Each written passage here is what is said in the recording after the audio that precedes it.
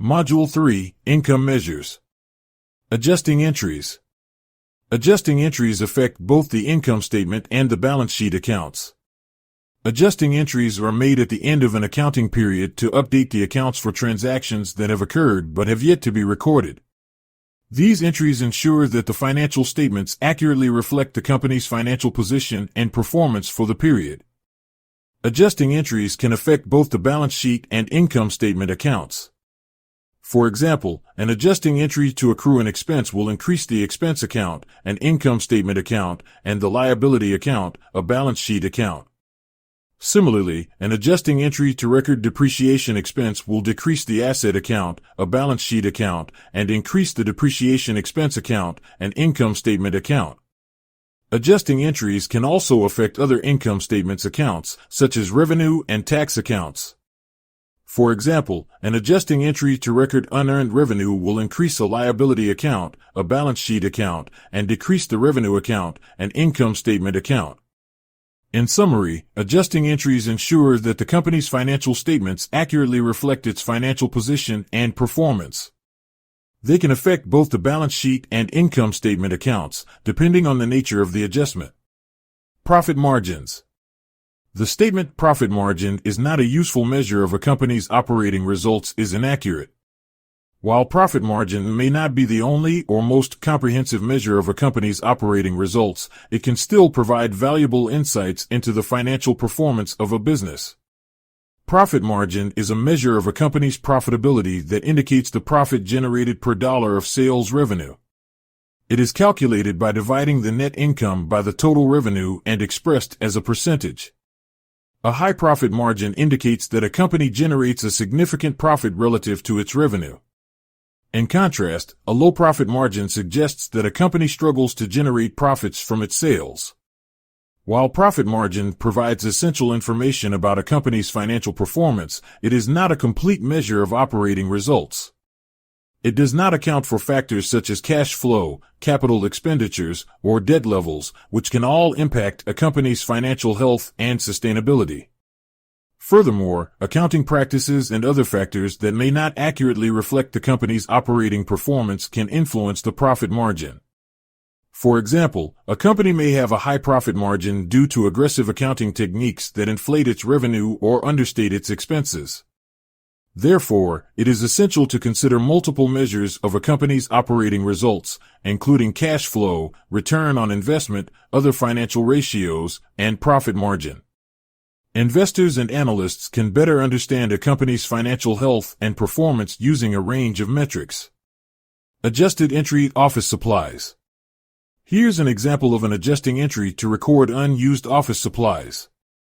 Debit to office supplies expense or $254, which is $359 minus $105. Credit to office supplies of $254. The office supplies account had a debit balance of $359 prior to the adjusting entry, which indicates that the company had purchased $359 worth of office supplies over time.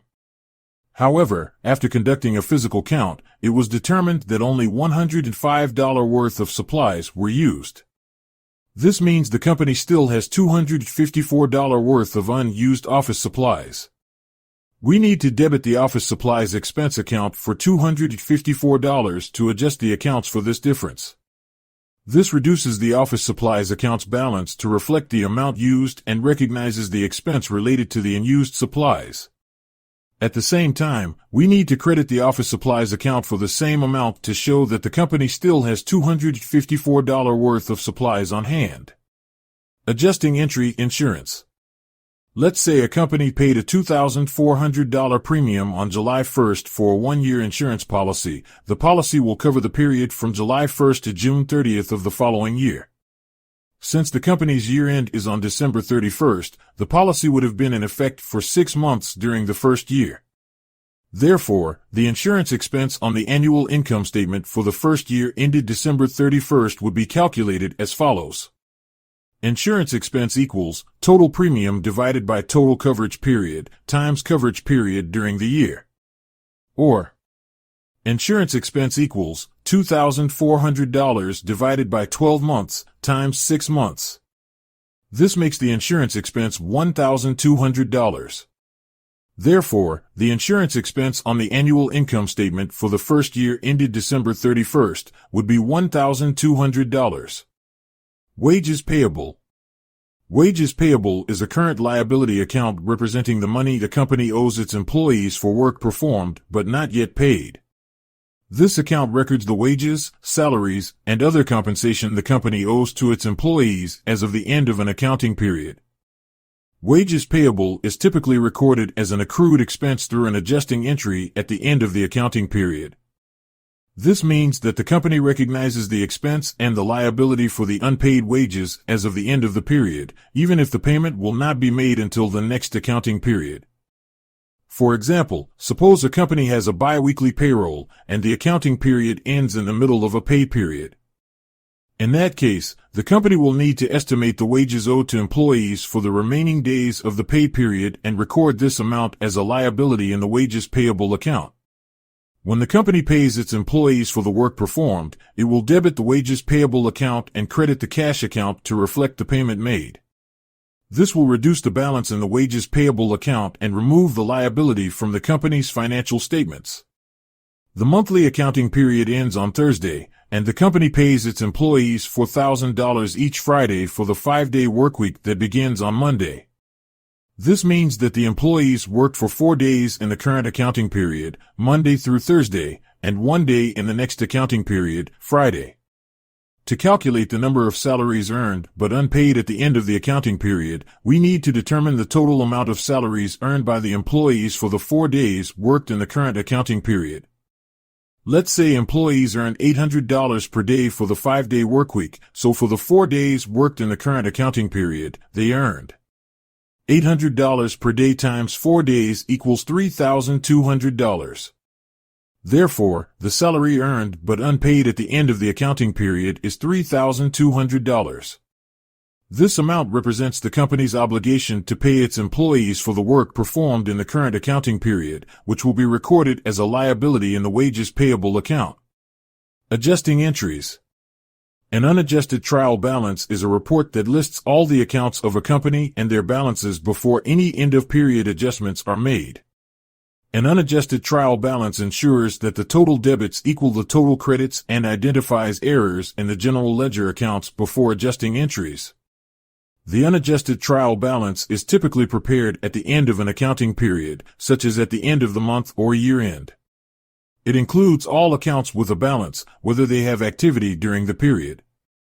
Once the unadjusted trial balance is prepared, the accountant can review the balances in each account to identify any errors or omissions. For example, if the unadjusted trial balance shows that the total debits exceed the total credits, this could indicate that a transaction was recorded incorrectly or that an account was omitted. After reviewing the unadjusted trial balance, the accountant can adjust entries to record any accruals or deferrals during the accounting period. These adjusting entries are used to update the account balances to reflect the correct amounts for the end of the period. Once the adjusting entries are made, a new trial balance called the adjusted trial balance is prepared. The adjusted trial balance shows the updated account balances after the end-of-period adjustments. The closing process. The closing process is a series of accounting steps a company follows at the end of an accounting period to prepare its accounts for the next period. The primary purpose of the closing process is to ensure that the company's accounts accurately reflect its financial position at the end of the period. One of the critical steps in the closing process is the closing of temporary accounts, such as revenue, expense, and owner withdrawal accounts, into the owner's capital account. This is necessary to ensure that net income or loss and owner withdrawals for the period are closed into the owner's capital account. At the end of the accounting period, all temporary accounts are closed to the owner's capital account. The revenue accounts, which represent the company's income for the period, are closed into the owner's capital account to show the increase in the owner's equity. The expense accounts, which represent the business costs for the period, are closed into the owner's capital account to show the decrease in the owner's equity. The owner withdrawal account, which represents the withdrawals made by the owner during the period, is also closed into the owner's capital account. This ensures that the withdrawals are correctly accounted for and that the owner's equity is adjusted accordingly. Once the temporary accounts have been closed, the owner's capital account will reflect the net income or net loss for the period and any owner withdrawals made. The balance in the owner's capital account will then be carried forward to the next accounting period, which will be used as the starting point for the next period's financial statements.